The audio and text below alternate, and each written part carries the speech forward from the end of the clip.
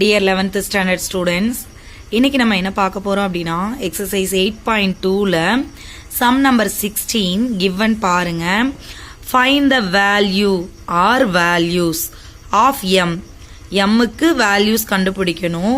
எப்போ அப்படினு பாத்தீங்கன்னா m into I cap plus j cap plus k cap is a unit vector.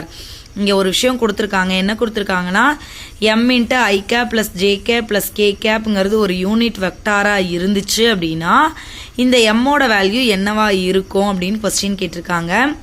So கொடுத்திருக்கிற இத வந்து நம்ம என்னன்னு எடுத்துக்கிறோம் அப்படின்னா a வெக்டார்னு எடுத்துக்கிறோம். So a vector is equal to m into I cap plus j cap plus k cap. So இதுக்கு magnitude கண்டுபிடிக்கலாமா? மேக்னிட்யூட்னா என்ன? Modulus வேல்யூவா? So modulus of a vector is equal to m into root of x square plus y square plus z square. இங்க x க்கு பதிலா 1 இருக்கா? y க்கு பதிலா 1 z க்கு பதிலா 1 so 1 square plus 1 square plus 1 square. So 1 square பண்ணீங்கன்னா 1 தான். So 1 plus 1 plus 1 னா 3. So அப்ப m into root 3. Modulus of a vector ஓட வேல்யூ என்ன கிடைச்சிருச்சு? m root 3 ன்னு கிடைச்சிருச்சு.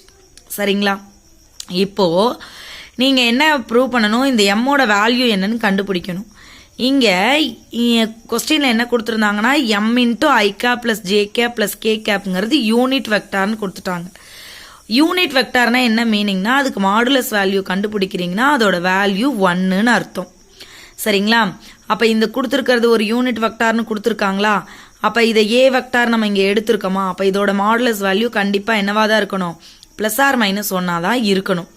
சரிங்களா? ஆனா நமக்கு இங்க என்ன கிடைச்சிருக்கு? m root 3 ன்னு கிடைச்சிருக்கு.